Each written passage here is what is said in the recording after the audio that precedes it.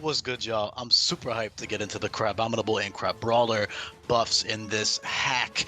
As always, though, please do make sure you check out that Google Sheet in the description. It's the same one I'm sharing on screen right now, and I took several months just alone to make the move buffs and changes, and those are laid out in very great detail in several different categories on the Google Sheet in the description on its own little separate sheet. That's really important, especially to understand how Hustle functions now, because Hustle has been buffed massively. It's a pretty common ability in this hack offensively, and it makes these guys absolute monsters. Not that they're weak without it, because this is not your average run-of-the-mill ROM hack.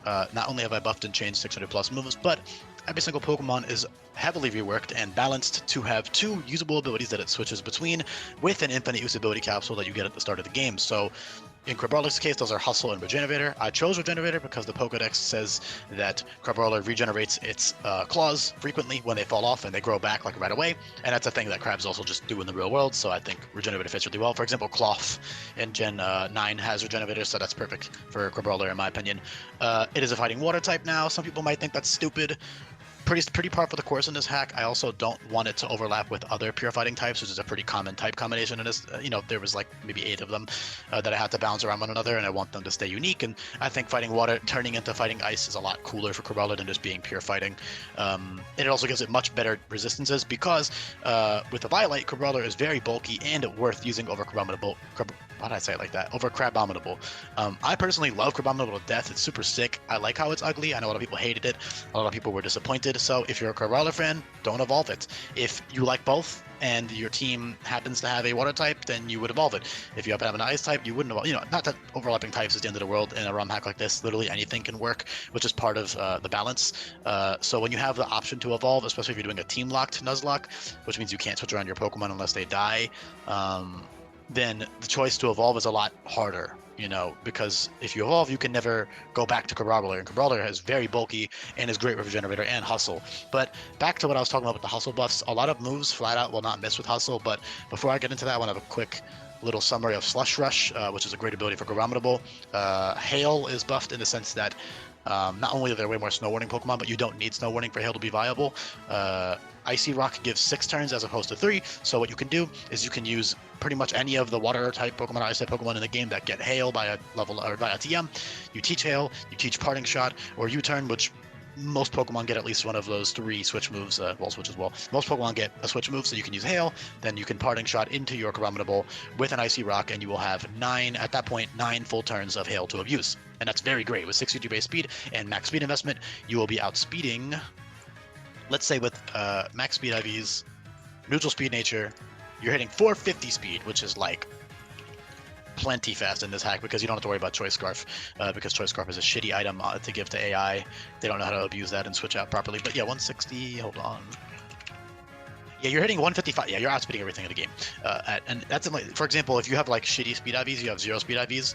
With max speed investment, you're still hitting 388. So a lot of the times, you're not going to need max speed investment on Crabominable. So what you can do is you can use the infinite EV training items, tack on, say, 200 speed EVs, put the rest in your bulk, just to outspeed a specific Pokemon. Not to mention, you do have incredibly powerful priority moves, which is a perfect transition into Hustle. So with Hustle, priority moves will not miss.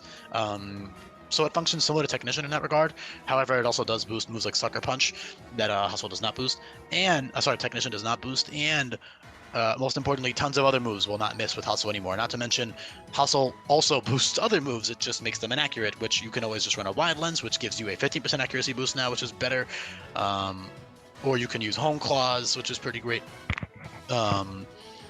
Home Claws gives you +2 accuracy now, so you can even use that with inaccurate moves like Icicle Crash, which are 90% accurate, 110 base power. You can use that and absolutely blow things up. But in general, I mean, he has so many options. He has awesome coverage options. But the main thing they're going to be using with Hustle is Circle Throw and priority moves. Circle Throw is a 90 base power move that won't miss ever, so with Hustle. And another thing you can read right there, it says right there, Crabominable actually has resistances now. So it resists Dark, Ground, and Dragon, and Ice.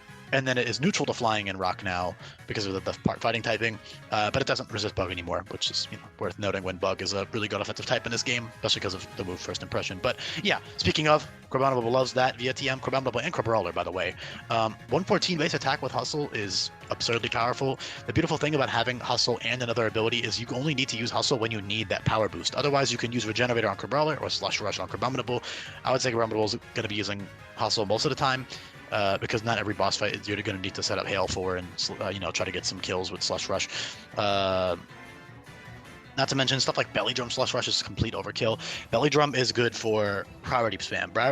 Belly Drum in this game would be good with Hustle plus Ice Shard and Mach Punch. That's what Belly Drum's good for. Belly Drum Slush Rush, this is not competitive singles. You don't need to do 300% to a resist. You only need to kill what's in front of you in game, which is why a lot of powerful stuff is not really that broken, because it's overkill a lot of the time. You don't need it. Not that it's not great. I mean, it's incredible. The priority moves in general are very powerful. So yeah, 114 base attack. I'm getting very sidetracked. 359 times 1.5. You're hitting 538 attack, which is 195 base attack. So Crabrawler has roughly 195 base attack, while Crabominable with Hustle has... God, this is going to be crazy. There are Hustle Pokemon that are stronger than this, by the way. Pokemon like Aggron, Darmanitan,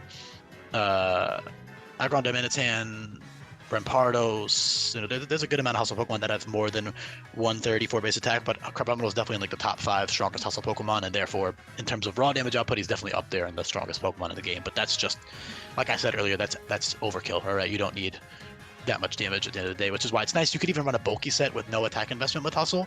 Although, again, the main use of Hustle is Circle Throw to switch the opponent out and to take a hit and deal massive damage back. And then you have Priority Spam, Bullet Punch, Mach Punch, Aqua Jet, and Ice Shard are all, and Sucker Punch and First Impression. That's like 6 or 7 priority moves right there. You don't need anything else. You also have U-Turn, which will never miss with Hustle. And other methods as well, but the main use of Hustle is just those priority spam, at least in Crabrominable's case, because it's relatively slow without Slush Rush. So in most cases, you're just going to be clicking priority spam with Hustle, which is why I would definitely recommend keeping Mach Punch forever and Ice Shard forever and all this stuff. At least Ice Shard I would keep, like that's the staple. And of course on Crabrawler, those priority moves are also great.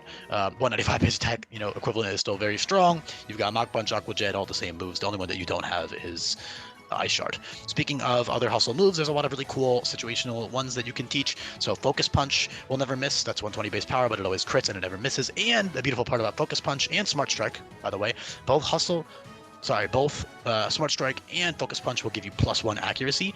Additionally, Shadow Punch will never miss. That's another good coverage move, 80 base power, that will never miss with Hustle. But yeah, Smart Strike and Focus Punch give +1 accuracy. Dive also gives +1 accuracy, but Dive can miss. So it's not like Smart Strike. So Dive is a bit situational, but you could use it over Liquidation if you wanted to, because the AI doesn't know how to switch out usually versus Dive. I've seen it happen, but AI can be weird. So yeah, Smart Strike and Focus Punch will give you accuracy. Focus Punch especially being great, although you are a bit slower, so getting off a substitute or something would be a bit harder, but you can always just cheese it when you know that the AI is going to click a specific move, for example. Icebreaker, if Icebreaker with Hustle is absurdly powerful, so Icebreaker won't miss, and that is a 140 base power move that always crits, and it always paralyzes the opponent. The paralysis effect is more of like a cute little thing, maybe for like a totem if they happen to live it, but honestly, if you're clicking Icebreaker, whatever's in front of you should die. If you're clicking that in-game, which is again what this is balanced around, whatever is in front of you should die. The paralysis effect won't even matter most of the time, but if it does, then you can always finish them off. You also have stuff like Drain Punch, which is nice, just for that sustainability, especially on Crabrawler with Regenerator, or Crabominable with Slush Rush. Drain Punch is great there. Other great powerful coverage moves of all different kinds that you can check out what those do in the description on that Google Sheet. But yeah, utility-wise, it's got great stuff. Regen, Parting Shot on Crabrawler, Molt for reliable recovery, Battle Cry, especially on Regenerator Crabrawler, is great. With a Violite, he's very bulky. I mean, 72, 107, 87 is good bulk with a Violite. Very, very holy crap, viable. You can use him for the whole game. You don't ever have to evolve if you don't want to, which is nice because I know a lot of people don't like Crabominable. I love him. I'm definitely gonna be using him at least at some point, if I get a Crabrawler, of course. Yeah, otherwise you got really powerful stab moves, late game, Ice Hammers, Recoil, Icicle Crash, I already said what that does. Avalanche is 90% accurate, 150 base power if you got hit, and it's negative priority, very, very strong though. And like I said, you do have actual resistances, so Assault Vest Crabominable, for example, was a really good set you can run for certain boss fights to take hits, because 97, 117, 97 is also very good bulk with those resistances and the move pool that he has. And then late game, Shell Smash is literally only for like the last 5 boss fights in the main game. You'll have it for like maybe Hapu, Gladion, Mount Monokila, the Pokemon League, and in general sweeping. Although honestly, Crabominable is bulky enough to actually take first impressions, although you might have to use White Herb in that case, because At -1 defense, a strong first impression might still knock him out, and that's the main way that AI will combat setup sweepers.